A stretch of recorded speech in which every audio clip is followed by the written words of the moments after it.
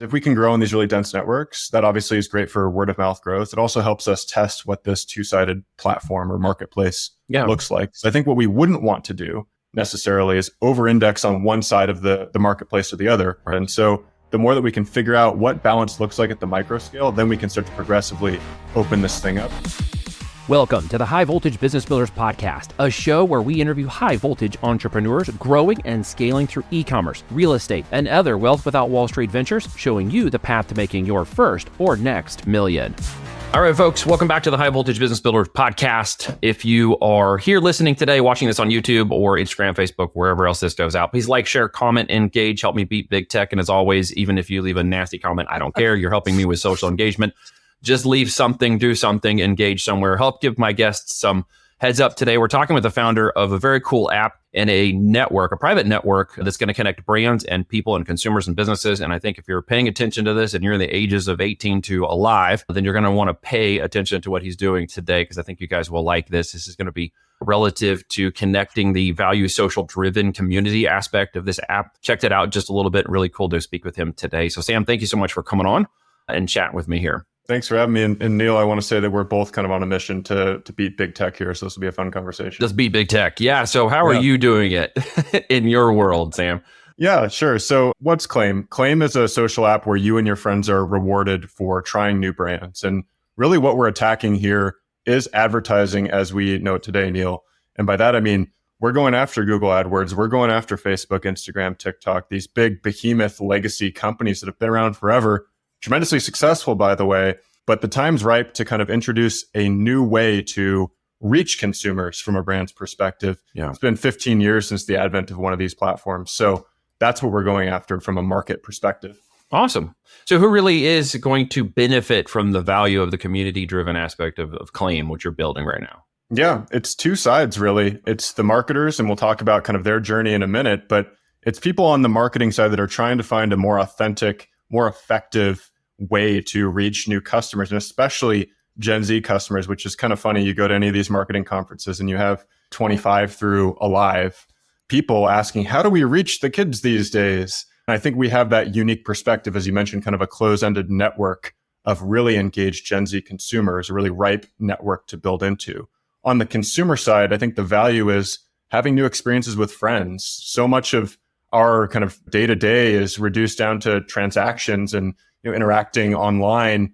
What we're trying to do with Claim is actually bring us back to a time when you went out and you did things with friends more often, you had new experiences. And we think that that's what makes this even more powerful than just a brand discovery tool. It's really a social experience platform in a way. Yeah, that's very cool. So let's unpack that a little bit. So on the brand side, if I'm a brand owner and I've got products, I'm in a marketplace somewhere selling online, et cetera, how do I reach this customer base, this community that you're building within Claim? Yeah, so it's pretty easy to get started on Claim. We can have our brands up and running in 24 hours. And the way we do that is we basically will figure out who your best customers are in our network, and we will drop those customers a claim, which is basically a trading card. And so maybe to use an example, if we were talking about Sweetgreen, which is the salad company taking the country by storm, we would drop a Sweetgreen claim to customers who hadn't been there before. Yeah. And it creates a moment of magic for that customer because once a week we have the drop at Claim, and everyone comes onto the platform at the exact same time and have this moment of magic where they're unwrapping their card for the week. And if it's a Sweetgreen card, they're seeing kind of the Sweetgreen card with the salad there. It gets people thinking emotionally or physiologically they're hungry, and they're going to go out and try that brand for the first time. And so from a marketer's perspective, there are no integrations to get started.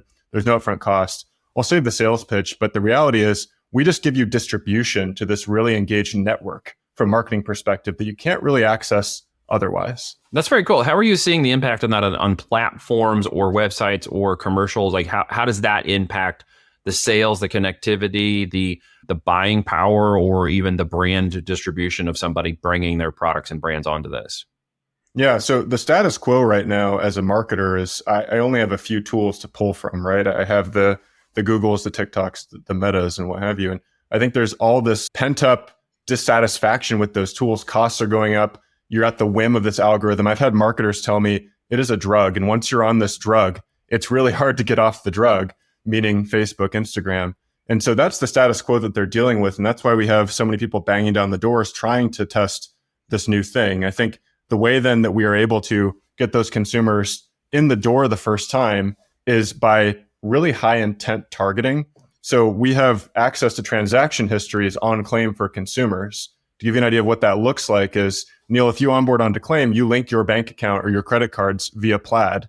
And that gives us 2 years of transaction history that we can very clearly find who has been to a place and who hasn't, and who might be a good customer. Now, there's a whole conversation around data privacy and security, which is very core to everything we do. But that level of first-party data, especially for customers that brands don't understand and don't have access to, is a goldmine for us.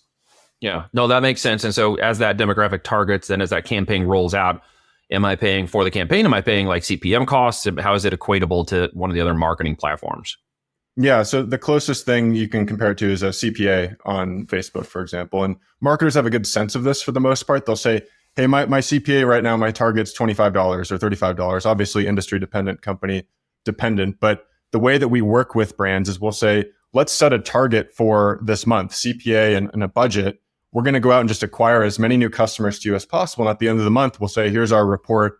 Here's how many customers we actually did go acquire. And that's the invoice that we provide for them. So it's a performance-based and win-win structure that I think, again, just gets brands really excited about this tool. Yeah, so the consumer's different side of that. If I'm a consumer, don't have a brand or product, and I'm coming to this and I want to use it, what am I going to gain as a consumer? Deals? Am I gaining first access to products that are not on the market? Like, what am I getting out of it?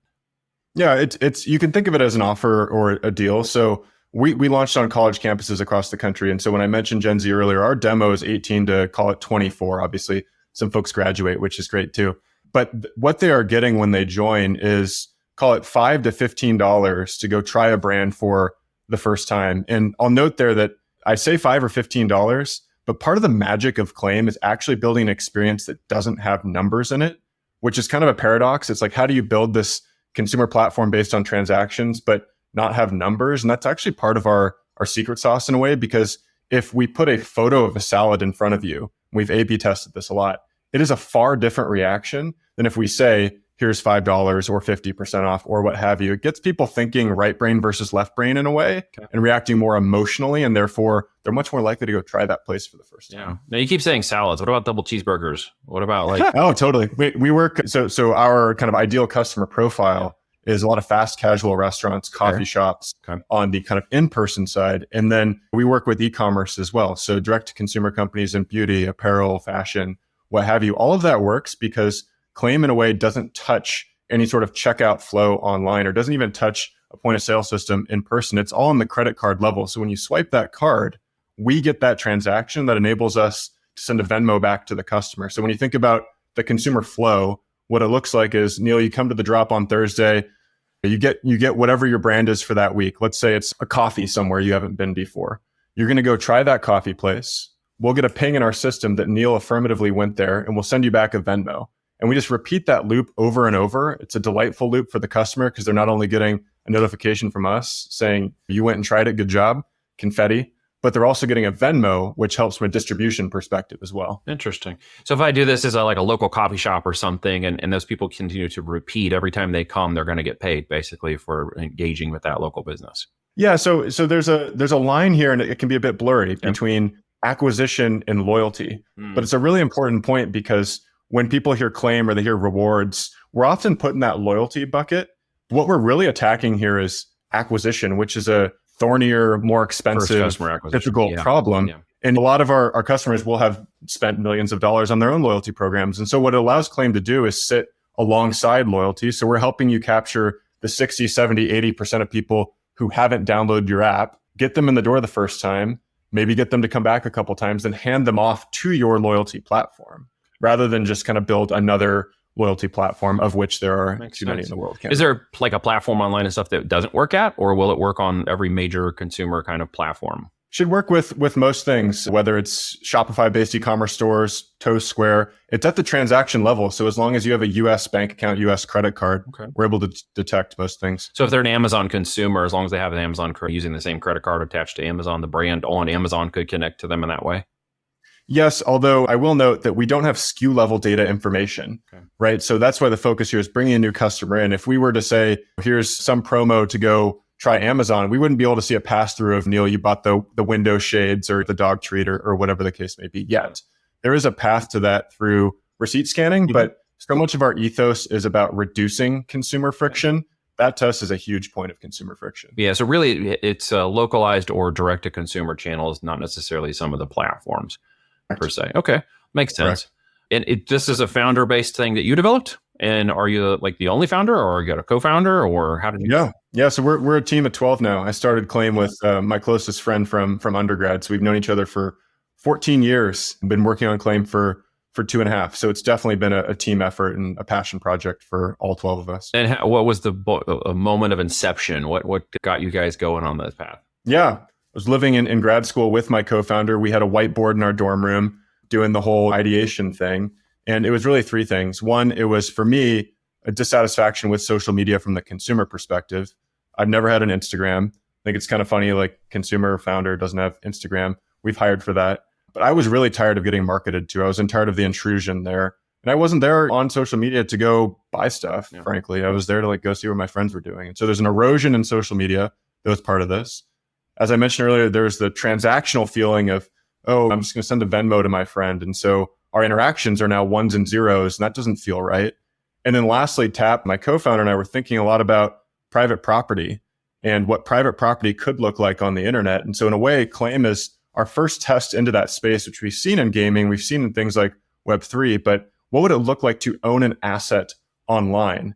We think the first versions of that, unsurprisingly, are branded trading cards with cash value. And so Claim is a set of tests towards that goal.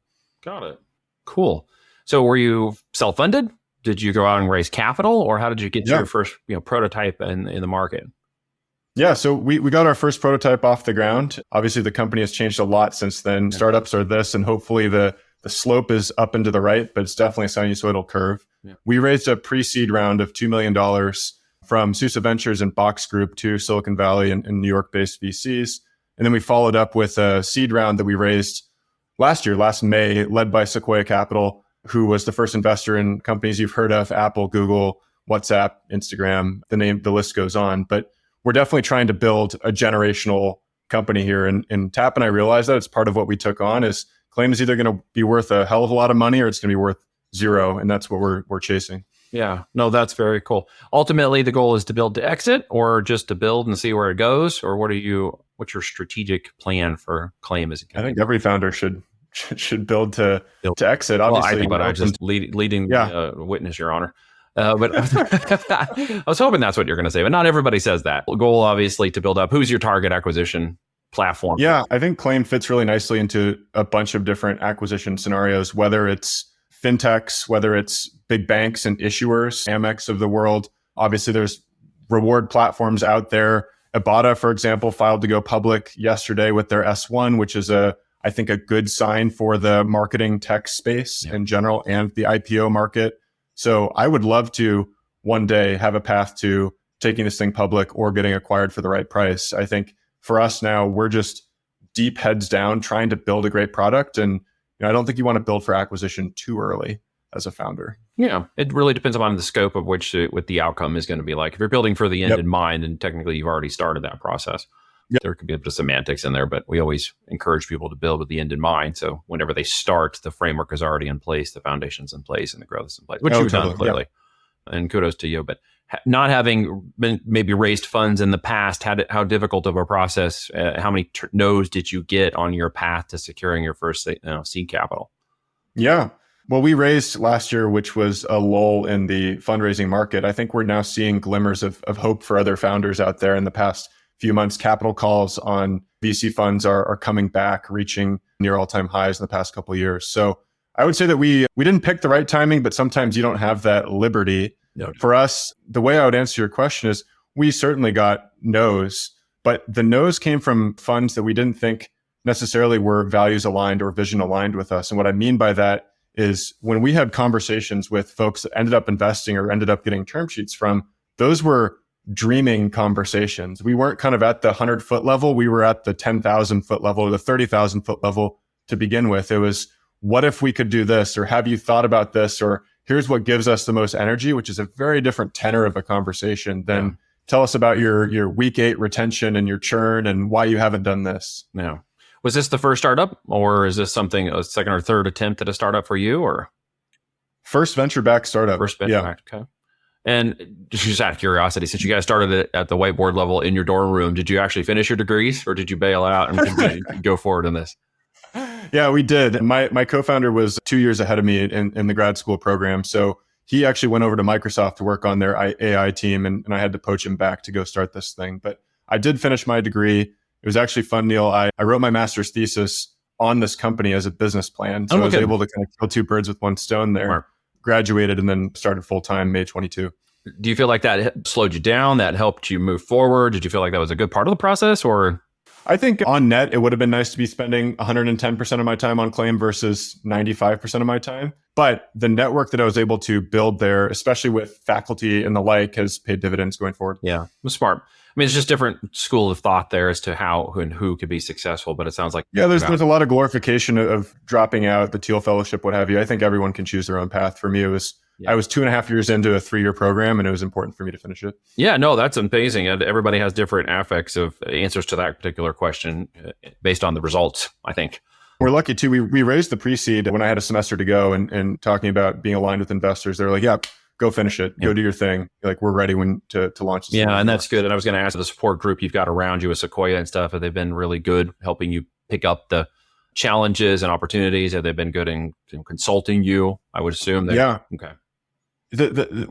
There's kind of two answers. One, Sequoia has been incredible. Obviously, big brand, what have you. But the attention to detail and the willingness for them to invest beyond the capital that hit the bank account on closure has been phenomenal. Two examples I'll give you.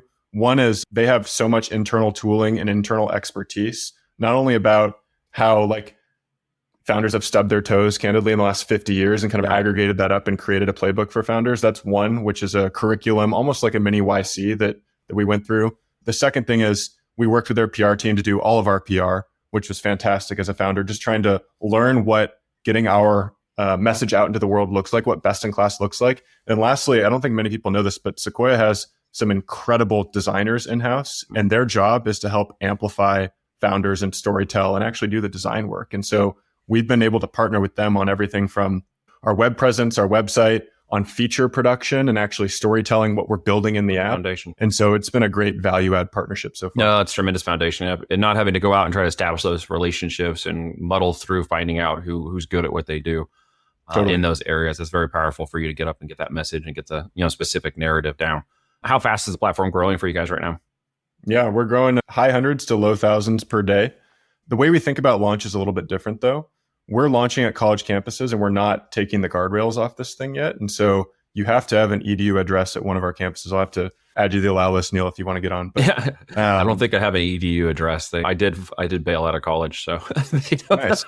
Well, we can get your Gmail on, or just maybe your high voltage Gmail. Very kind. And the way we're thinking about this is if we can grow in these really dense networks, that obviously is great for word of mouth growth. It also helps us test what this two-sided platform or marketplace looks like. So I think what we wouldn't want to do necessarily is over-index on one side of the marketplace or the other. Right. For example, we go all in on consumer growth and we don't have merchants to sort of help that marketplace balance or vice versa. And so the more that we can figure out what balance looks like at the micro scale, then we can start to progressively open this thing up. And I think when we do, the sky's the limit. Yeah. And that just gave me a couple of names that I need to introduce you to. As I'm talking, it happens when I do this kind of call. It's like, hey, there's like 3 names and things that pop up. So I got a couple of names to introduce you to after this, who I think will help you out. Make sure. And it is smart to balance that because that was going to be one of my questions. Where are you kind of heavily leveraging your marketing and PR right now? Is it to the brand building side or to the growth of the consumer side? Obviously, the goal there would be balance in parallel. But I would say it'd be better to falter a little on too many brands than not enough consumers, or vice versa. I could really see the impact being not enough opportunity for those who are in the platform to stay in the platform and continually use it over and over and again, which is where I see the brand side, or having enough brands, is really going to be the most important part, I think.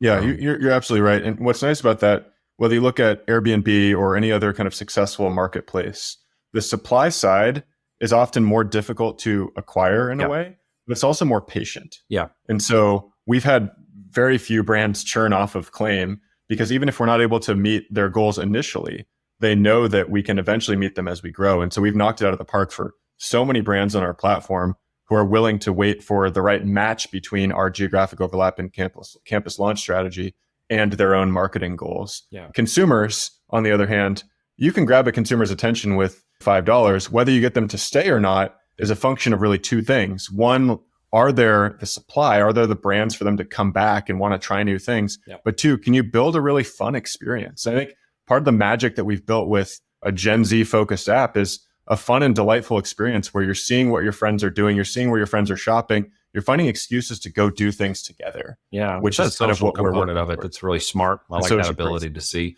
Because a lot of times we were like, where did you get that product from, or how did you get it, or who did you buy it from, et cetera. And we have to have more of a coordinated activity or event that feels some cases forced to try to share that experience about a product or a service that you love.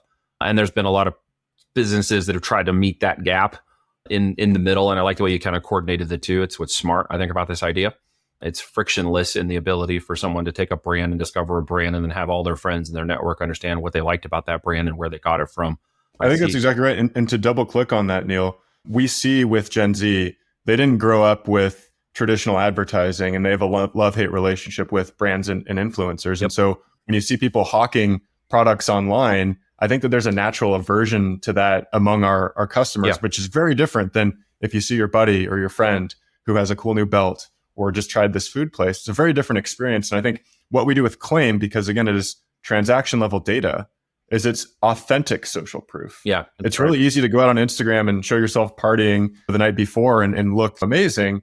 It's harder to fake transactions. And so I think if you have tried a new brand, you really have tried that new brand, which is cool. That's smart. That creates credibility, especially amongst the brands. And brand discoverability, I think, would be a big component of that too. If you've got a brand that you really want to be discovered by that age group and demographic, and you want to see the true virality come through that you're going to see with this kind of platform. For one of our brands, a streetwear brand out of New York called For Others, when we did a drop, they saw 50% conversion lift because this is just accessing a demographic that they can't otherwise penetrate via typical advertising. Do you base it on kind of an AOV? Do you have a specific like customer lifetime value that you're discerning through that? What are the primary metrics you're basing it off of for your brands? Yeah, it depends on the customer. Talking to a small business owned and operated food restaurant is very different than talking to a scaled e-commerce platform. So we'll try to work within the confines of their own KPIs and goals. Yeah. Typically, we'll say, what are your CPA or return on ad spend ROAS targets?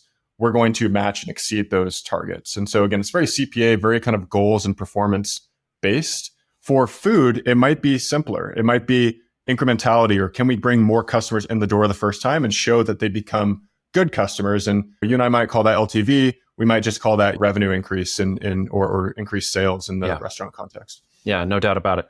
Well, dude, we covered a lot in this short time frame. I love the way you've got a good handle on your narrative, your business, the model, and the value proposition. Is very smart, and I appreciate it a lot. Is there a question I didn't ask you about all that maybe you want to cover real quick that I missed?